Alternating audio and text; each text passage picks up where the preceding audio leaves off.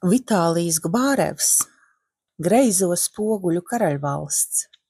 Pirmā daļa – Nāves tornis. Es gribu jums pastāstīt par meiteni Oļu, kas negaidot sevi ieraudzīja no malas. Redzēja sevi tā, kā var redzēt kādu citu meiteni, piemēram, māsu vai draudzeni. Pietiekami ilgi Oļai bija iespēja novērot pašai sevi, un šī iespēja viņai palīdzēja atbrīvoties no nevēlamām rakstura īpašībām, kuras agrāk nebija pamanījusi. Vai varat iedomāties, kas ir visinteresantākais šajā stāstā? Oļa pārliecinājās, ka pat šķietami sīki rakstura trūkumi var būt nopietnas kavēklis mērķa sasniegšanai. Oļa nokļuva pasaku zemē, kur pārdzīvoja ļoti daudz baismīgu brīžu, līdzīgu tiem, par kādiem bija lasījusi senās pasakās.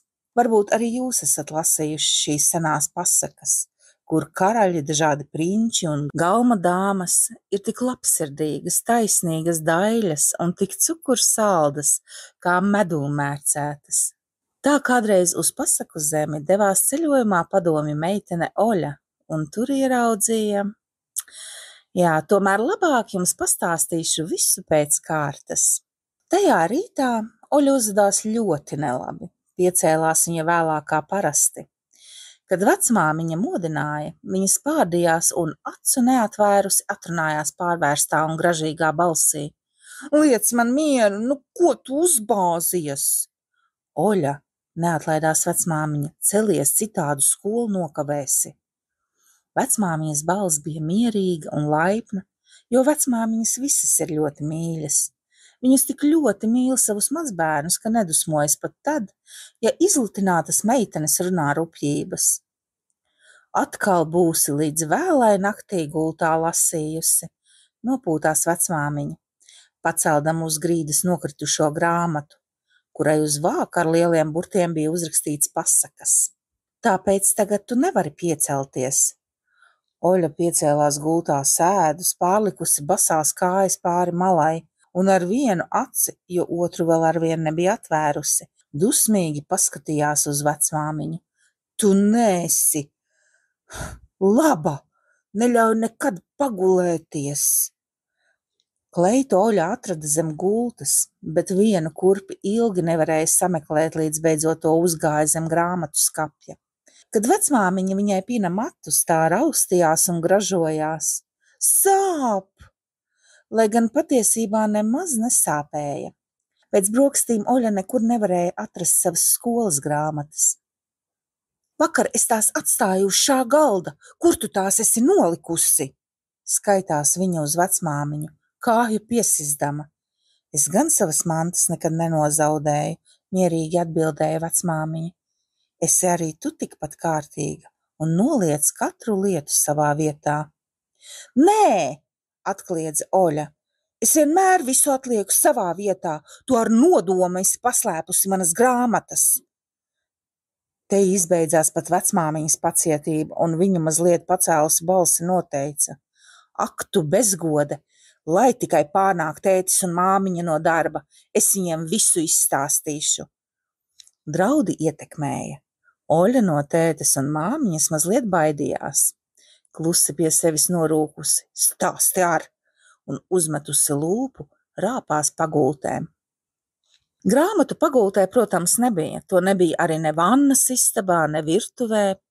Nezinu, cik ilgi Oļa tā būtu meklējusi, ja vecmāmuļa neieskatītos viņas portfelī.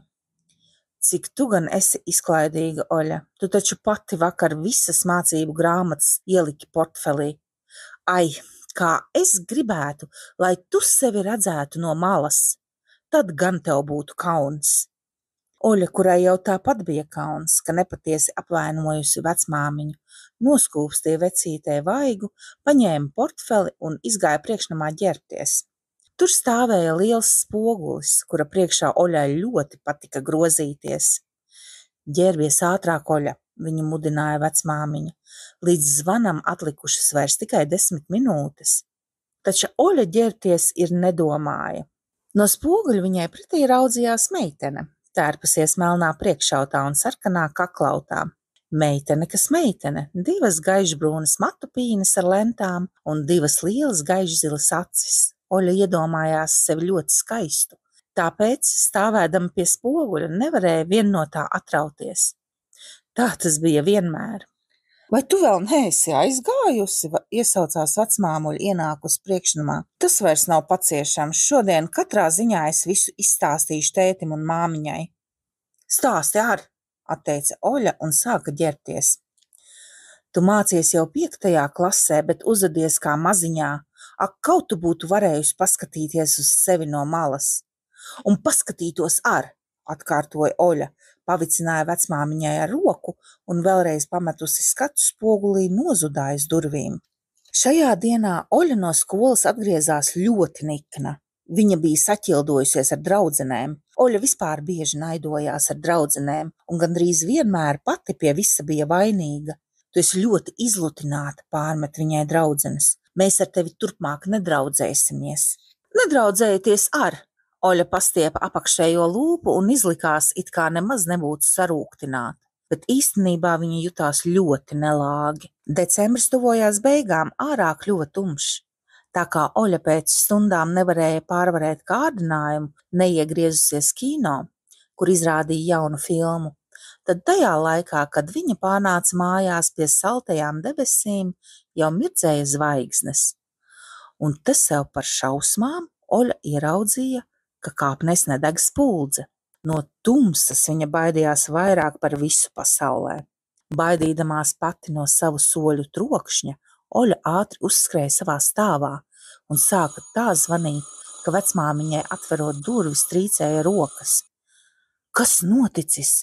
Izbijusies jautāja vecīt. Kur tad tava atslēga?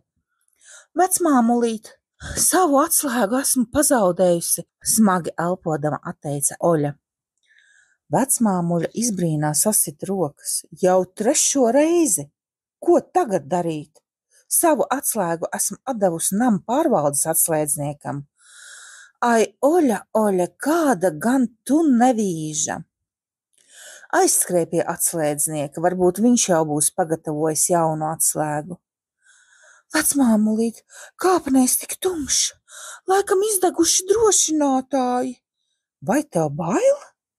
Es tāpat, man nepatīk tumsa. Ak, tu bailulīte, nu labi, aizstaigāšu pati. Vecmāmiņa uzvalkot mēteli padraudēja Oļai ar pirkstu. Šokolādi, kas ir bufetē, līdz vakariņām neaiztiec, un aizvēra aiz sevis durvis. Oļa jau ienākdama sāka noģērbties. Vienā vietā viņa nometa galošas, otrā cepurīti, trešā mēteli. Pēc nelielas svārstīšanās izņēma no bufetes šokolādi un to apēda. Viņai bija garlaicīgi. Paņēmusi grāmatu, kurai uz vāka bija uzrakstīts pasakas, viņa sāka to šķirstīt. Kāds zīmējums saistīja Oļas uzmanību. No augsta kalna pavērās skats uz brīnišķīgu pilsētu ar daudzām dažādu krāsu celtnēm un augstām smailēm. Pa laukumu apkārt Strūklakai pastaigājās grezni tērpušies ļaudis. Kaut es tur varētu pastaigāties, vēlējās Oļa, un pēkšņi padzirdēja priekšnamā kaut kādu savādu zvanu. Meitene skrēja uz priekšnamu, taču tur viss bija klusu. Laikam būšu pārklausījusies, nodomāja Oļa, un paskatījusies spogulī sāka kā parasti tā priekšā grozīties. Oļa nopētīja sevi no galvas līdz papēžiem, vairākas reizes apgriezās apkārt, piemiedza acis un izbāza mēli. Ar rokām parādīja sev garu degunu, iesmējās un sāka ātrā taktī klaudzināt ar kājām pa grīdu. Un te viņa izdzirda kaut kādas skaņas. Nē, tas nevar būt.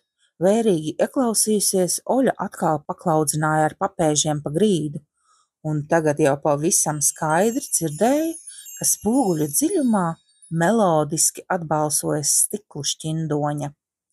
Jā, atbalsts atsaucās spogulī redzamajā priekšnamā, bet nevis tajā, kur stāvēja Oļa.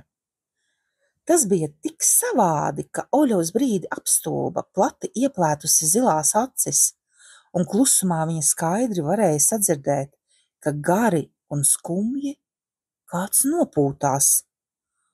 Oļai kļuva baigi. Viņa nogaidīja brīdi un klusām jautāja: kas šeit nopūšas? Es, klusi atbildēja skaista, skanīga balss, līdzīga kristāla trizuļu skaņām, tiem citam ar citu saskaroties. Kas tu esi? Elpu atņēmdama jautāja Oļa. Šeit taču neviena nav. Tas esmu es, spogulis, atkal ieskanējās balss. Oļa atlēca sāņus un vilcinādamās teica: bet lietas jau neprot runāt. Iedomājies, ka tu esi pasakā, atbildēja balss. Vienalga, tas ir ļoti savādi. Es no tevis baidos, spoguli. Veltīgi, meitene. Esmu labais brīnumspogulis. Es tev nekā ļauna nedarīšu. Vai nav taisnība, ka es tev patīku? Tu jau ļoti bieži manī skaties. Tā ir gan, teica Oļa, kļūdama drošāka un paspēra soli tuvāk spogulim. Bet balss turpināja. Vecmāmiņa bieži izsaka vēlēšanos, lai tu sevī paskatītos no malas.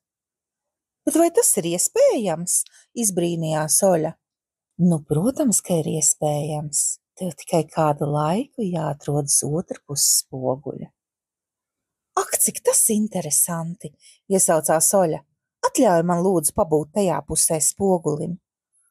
Balstoliņa neatbildēja, it kā pārdomās iegrimusi. Ar tavu raksturu, beidzot atsāka skanīgā balss, ir bīstami atrasties otrpus spoguļa. Vai tad man ir slikts raksturs?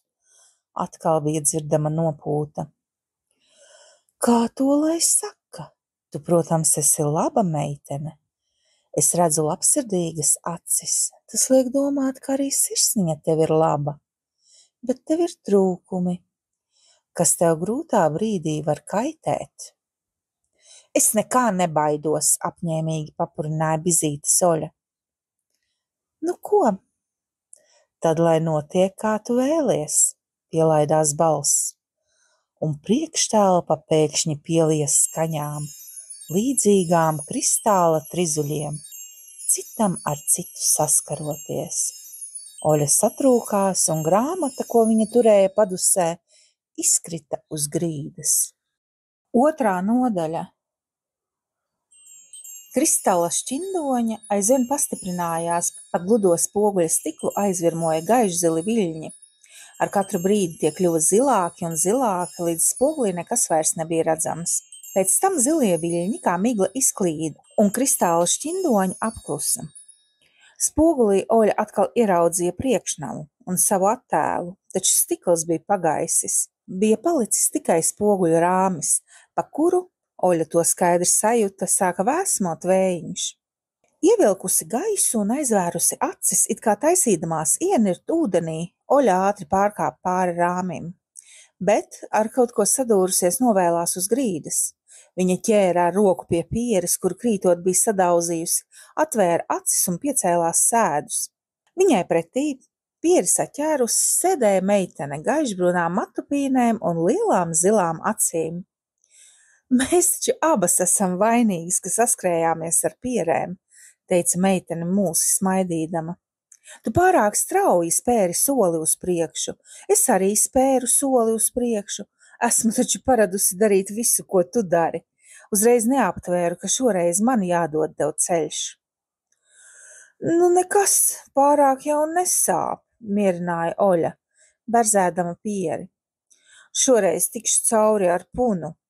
Tu savā priekšnamā biji nometusi grāmatiņu, meitene atgādināja Oļai. Te, lūdzu, tā ir. Meitene pasniedza grāmatu, kurai uz vāka bija rakstīts sakasapa. Oļa iesmējās un uzmanīgi aplūkoja atspoguļoto priekšnamu, kur atradās arī pati. Tajā viss bija otrādi. Tas, kas mājās stāvēja pa labi, šeit atradās pa kreisi, bet tas, kas tur bija pa kreisi, šeit izrādījās pa labi. Pēkšņi viņas uzmanību saistīja kristāla šķindoņa. Oļa ieraudzīja, ka spoguļu rāmī atkal parādās zili viļņi.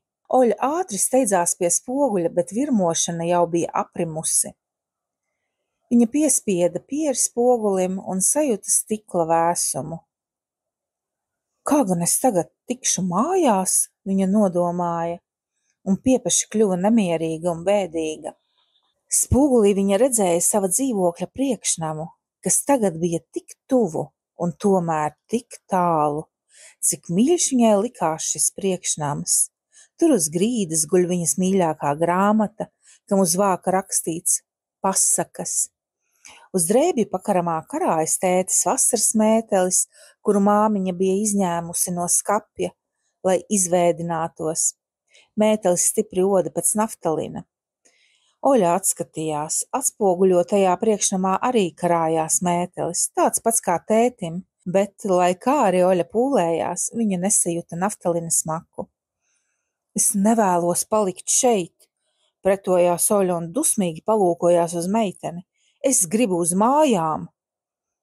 To nevarēs, nopietni sacīja meitene, pieceļoties no grīdas. Zilie viļņi tik bieži nevar parādīties. Bet ja es sasitīšu stiklu, nu tad būs vēl ļaunāk. Tev visu mūžu būs jāpaliek šinī pusē spogulim. Oļai izsprāga asaras no acīm un bira uz grīdas. Dzin, dzin, skanēja asariņas. Atsitoties pret grīdu, tās pārvērtās stikla pērlītēs un sašķīda 1000 sīkās daļiņās. Kāpēc gan tu bēdājies, laipni ierunājās meitene? Mums abām nebūs garlaicīgi. Kā tevi sauc? Šņukstēdama jautāja Oļa. Mans vārds ir Aļo, bet tavs Oļa. Pareizi, izbrīnījusies iesaucās Oļa. Kā tu to uzzināji? Nu, to uzzināt ir ļoti vienkārši. Es taču esmu tavs spoguļattēls. Tātad man ir tāds pats vārds kā tev, tikai jālasa otrādi. Oļa lasot no beigām, iznāk Aļo. Redzi, man viss ir otrādi. Ja tev dzimumzīmīte ir uz labā vaiga, tad man uz kreisā. Tas viss ir ļoti jocīgi, pasmaidīja Oļa caur asarām. Ja jau tu esi mans spoguļattēls, tā tad tu? Nu, tu tikai neapvainojies, ja es tev jautāšu. Nu, protams, ne, atbildēja meitene. Ko tu gribi zināt? Nu, ja tu esi mans spoguļattēls, tad jau tev jābūt arī krēlei. Nu, tā jau arī ir. Es visu daru ar kreiso roku. Man tas ir ievērojami parocīgāk nekā ar labo. Šeit viss ir ļoti smieklīgi, teica Oļa, un pēkšņi sarāvās. Saki, lūdzu, no kurienes tik spēcīgi pūš? Nezinu, paraustīja plecus Aļo un pēkšņi norādīja uz grāmatu. Paskaties, tevs grāmatiņas lapas arī kustas. Meitenes noliecās pār grāmatu, kurai vējā tiešām šķirstījās lapas. No kurienes gan radies vējš? Oļa atvēra grāmatu tieši tajā vietā, kur bija uzzīmēta pasaku pilsēta ar daudzkrāsainām mājām un torņiem. Lai cik savādi tas nebūtu, vējš pūta tieši no šī zīmējuma. Bravo! Piepeši sāk sist plaukstas Aļo. Oļa, iesim pastaigāties pa šo pilsētu. Oļai no brīnumiem ieplētās acis. Vai tu esi pie pilna prāta? Šī taču grāmata un zīmējums ir ļoti maziņš. Aļo klusi iesmējās un atvērto grāmatu pieslēja pie sienas, un attēls meiteņu acu priekšā izauga līdz pašiem griestiem. Oļa izbrīnā klusi izsaucās. Šaipus spogulim viss, kas var būt iespējams, mierināja Aļo. Tu taču esi iekļuvusi pasaku valstībā. Ejam apskatīt pilsētu, bet mājās tu atgriezīsies rīt. Rīt? Šausmās iekliedzās Oļa. Vai tu vari iedomāties, kas tad notiks mājās? Mani meklēs milicija visā pilsētā, bet māmiņa droši vien iedomāsies. Nabaga māmiņa, viņa domās, ka es esmu pakļuvusi zem tramvaja, tāpēc, ka es vienmēr pārēju ielu ļoti neuzmanīgi. Tu veltīgi uztraucies. Neviens mājās nepamanīs, ka tevis nav. Pat tad, ja tu šeit uzturētos 1000 gadu, lai kad tu arī atgrieztos atpakaļ, jūsu pulkstenis vienmēr rādīs to pašu stundu, to pašu minūti un pat to pašu sekundi, kad tu kāpi pāri rāmim. Lūk, paskaties uz pulksteni. Oļa pacēla galvu un ieraudzīja pie sienas tieši tādu pašu pulksteni, kāds karājās priekšnamā, tikai ciparnīca šim pulkstenim bija uzzīmēta otrādi, un rādītāji virzījās nevis uz priekšu, bet atpakaļ. Nu, ja jau tā, tad ejam, iesmējās Oļa. Meitenes sadavās rokās un, vieglas vēsmas apvējotas, bez kādām grūtībām iegāja uzzīmētajā pasaku pilsētā. 3. nodaļa. Meitenes uzkāpa paugurainā virsotnē, no kuras atklājās brīnišķīgs skats. Pie viņu kājām sākās milzīgas stikla kāpnes.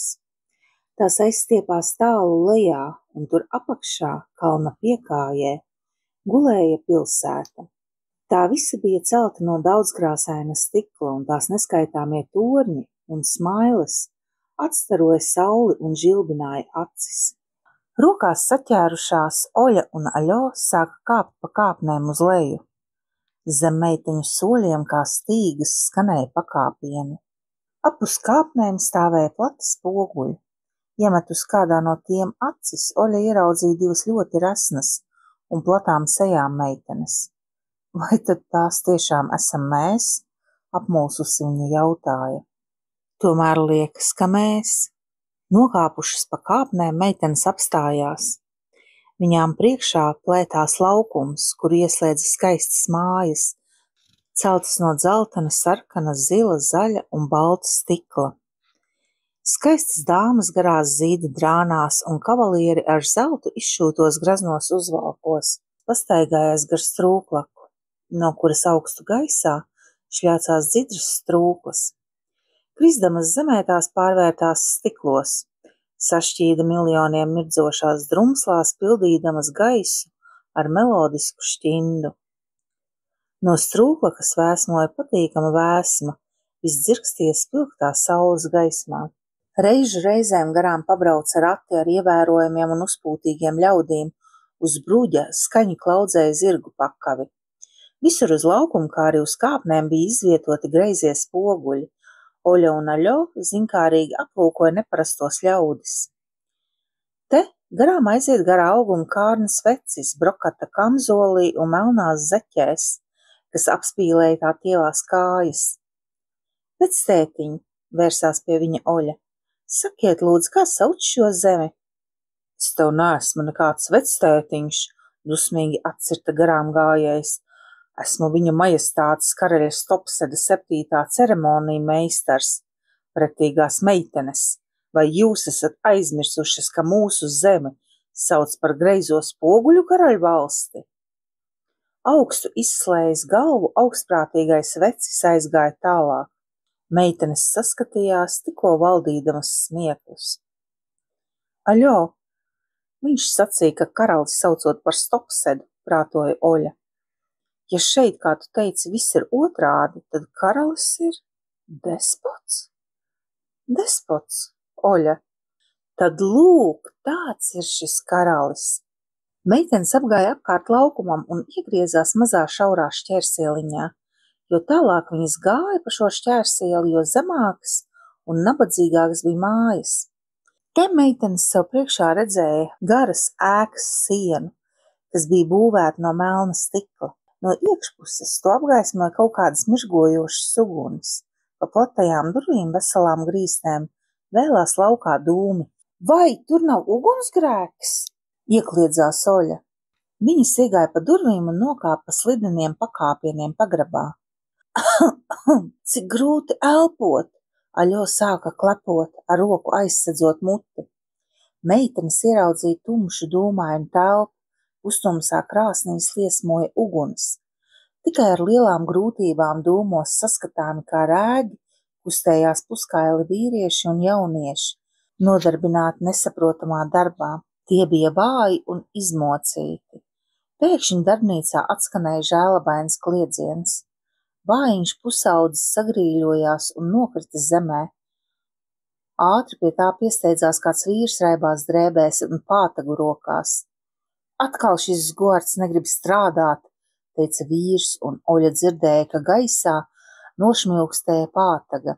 Vienreiz pātaga noslīga uz zēna kailās muguras, atstājot uz tās sarkanu svītru. Zēns pat nepakustējās, viņš bija nesamaņā. Vīrs atkal atvēzēja pātagu, bet te Oļa metās uz priekšu un no uztraukuma aizelsusies iekliedzās. Ko jūs darāt? Tā nedrīkst! Jūs taču viņu nositīsiet! Vīrs pagriez pret meiteni niknu seju.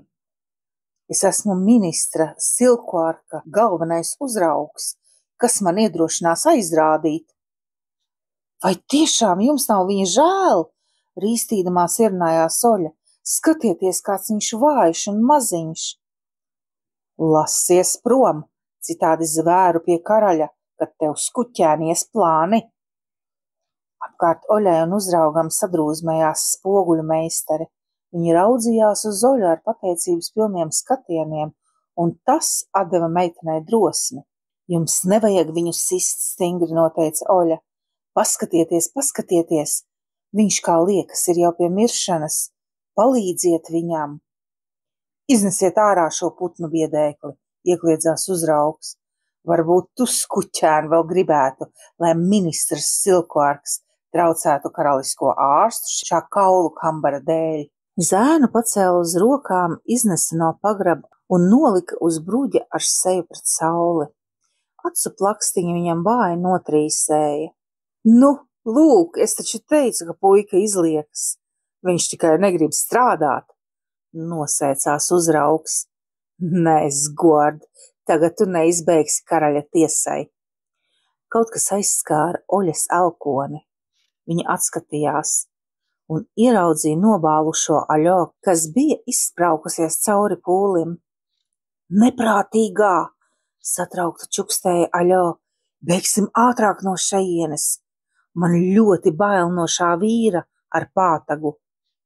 Es nekur neiešu, iekams nezināšu, kas notiks ar zēnu, tiepīgi papurināja Biželes Oļa. Atskanēja pakaušķinda. Liekas, brauc Silkvārks, klusi noteica kāds sakumpis večuks ar dziļu grumbu izvagotu seju. Oļa čukstot viņam jautāja, ko tad Silkvārkam šeit vajag? Viņš izbrīnījies, paskatījās uz meiteni. Jūs meitenes no ārzemēm, vai? Silkvārks mūsu karaļvalstī ir visu spoguļu darbnīcu saimnieks, tai skaitā arī šo darbnīcu. Mēs šeit pārklājam spoguļus, redzi, kādi mēs visi izdēdējuši. Tas tāpēc, ka esam saindējušies ar dzīvsudraba tvaikiem. Paskaties uz mūsu rokām, tās vienās rētās. Skopais Silkvārks negrib aizstāt alvas dzīvsudraba amalgamu ar sudrabu. Sudrabs viņam ir dārgāks nekā cilvēku dzīvības. Silkvārks tas nozīmē krauklis, ja lasa otrādi, klusu paskaidroja Aļo. Klusāk, pačukstēja vecais strādnieks, viņš piebrauc. Meitenes neskatieties viņam acīs, viņa skatienu neviens nevar izturēt. Pūlī uz meļņiem iejāja sargi ar gariem šķēpiem, visi steigā pašķīra ceļu. Bet vēl pēc brītiņa pie darbnīcām pieripoja mirdzoša kariete. Kalpi plaši atvēra durvis, un Oļa ieraudzīja no karietes izliecamies cilvēku, pēc izskata ļoti līdzīgu krauklim. Deguns tam bija izliekts uz leju un atgādināja knābi, bet ne deguns bija tas, kas pārsteidza Oļu. Meitene nodrebēja, redzēdama Silkvārka acis. Melnas un plēsonīgas, tas it kā urbdamās urbās visiem cauri. Oļa noprata, ka neviens negrib sastapties ar Silkvārka acīm, un tāpēc skatās uz zemi. Ministra plēsonīgās acis ilgi kavējās pūlī, pārslīdēja nekustīgi gulošam zēnam un apstājās pie uzrauga. Uzraugs nolieca galvu un noņēma cepuri. Kas noticis? Ieķērcās cilvēks ar krauklim līdzīgo seju un Oļa pārliecinājās, ka tā balss bija tikpat pretīga kā acis. Zgorts atkal negrib strādāt, ministra kungs. Acu nepacēlis ar cieņu runāja uzraugs. Zgorts pēkšņi sāka vaidēt un atbalsties uz rokām mazliet pacēlās. Ministrs acu nemirkšķinot iznīcinoši paskatījās uz zēnu. Kāpēc tu negribi strādāt? Ministra kungs, tikko dzirdam ierunājās zēns. Esmu izsalcis, man grūti strādāt. Melo! Katru dienu tu saņem krietnu riecienu maizes. Kas nu tas par riecienu, ministra kungs? Tas jau pavisam maz kumosiņš, nedaudz lielāks par sērkociņu kastīti. Es to atdevu slimajai mātei, klusi, bet satraukti runāja Zgorts. Viņš ar grūtībām piecēlās kājās un salīgojies atbalstījās ar rokām pret sienu. Man pašam atlika tikai drupatiņa maizes. Lūk šī, uz manas plaukstas, vai redzat? To es taupīju vakaram. Ak, tu samaitātā tauta! Sašķobīja lūpas Silkvarks. Šī pēc tavām domām ir drupata? Nu pienes to pie spoguļa! Melnā plīvojošā apmetnī tērpies, Silkvarks pēkšņi izlēca no karietes un piegrūda zēnu pie kāda no greizajiem spoguļiem, kas bija izkārti visur šai dīvainajā pilsētā. Ej tuvāk spogulēm! Siekals šļakstinot iespiedzās Silkvarks. Ko tu redzi spogulī, puika? Nu? Oļa spogulī ieraudzīja rasnu zēnu ar milzīgu maizes klaipu rokās. Spogulī redzams vesels klaips, pavīpsnāja uzraugs. Vesels klaips! Un tad tu vēl runāsi, ka tev nav ko ēst? Iekliedzās ministrs. Zgorts pēkšņi saslējās, viņa pārgurušās acis spīdēja. Jūs spoguļi melo! Tik dziļā naidā viņš iekliedzās, ka pat vaigi tam manām nosārtojās. Zgorts noliecās, paķēra no zemes akmeni un ar spēku trieca to pret spoguli. Stikla šķembas dzidri skanēdamas plīsa uz ielas bruģa. Pūlis ievaidējās. Priecājos, ka sadauzīju šo greizo spoguli. Būs kaut par vienu melīgo spoguli pasaulē mazāk. Tāpēc, lai mānītu tautu, jūs esat izvietojuši pa visu pilsētu šos nolādētos spoguļus. Kliedza Silkvarkam sejās Zgorts. Sagrābt viņu! Ieķercās Silkvarks. Uz lāves torni! Divi sargi satvēra zēnu un aizvilka pa šķērsielu.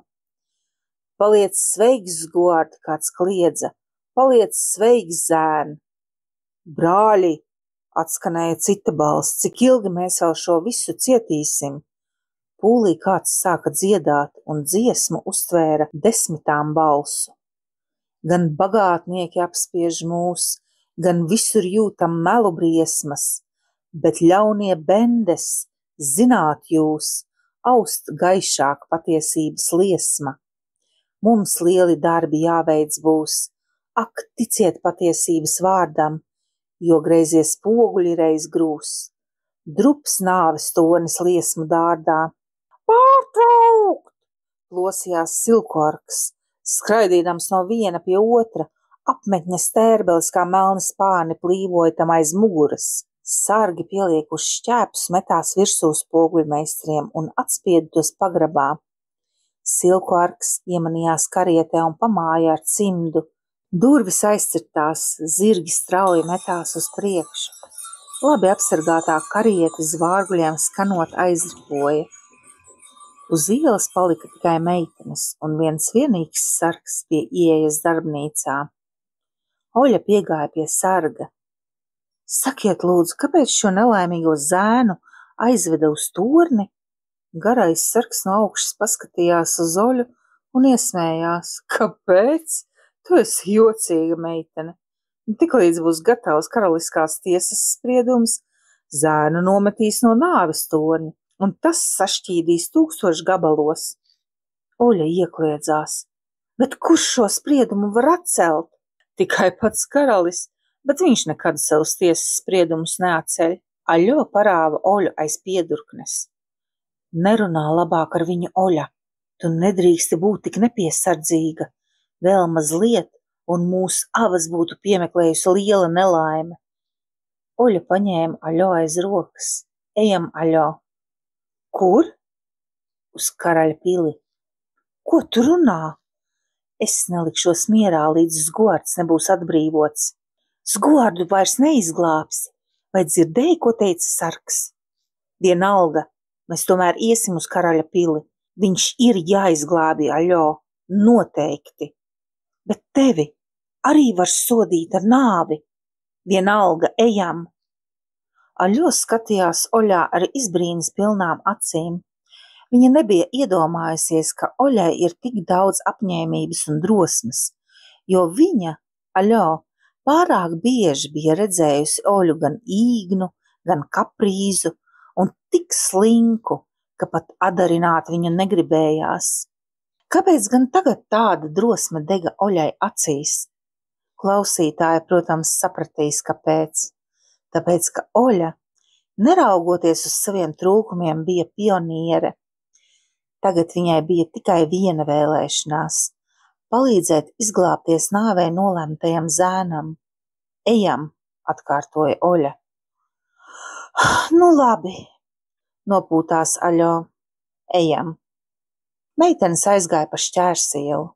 Šajā zemē ir tik daudz spožuma, paklusi atsāka Oļa.